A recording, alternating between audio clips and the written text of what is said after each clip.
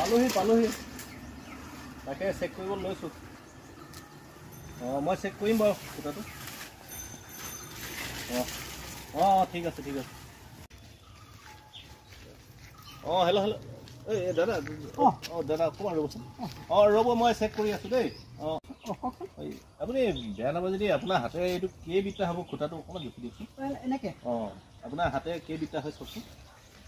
1 2 হৈ যাব হেল্ল' নাই এই খুঁটাটো কাৰেণ্ট নাই মই এতিয়া চেক কৰিছিলোঁ আৰে কি কথা হ'ব মই চেক কৰি দিলোঁ হ'ব এই নাই কাৰেণ্ট অহা নাই এতিয়া মানুহ এজনে হাতে ধৰি পেলাই মানে নাই হ'ব নাই কাৰেণ্ট নাই মই চেক কৰিলোঁ কি কৰিছে ৰ'বচোন দেই এই মানুহ এজনে কিবা এটা কৈ আছে আপুনি কি কৰিলে তুমি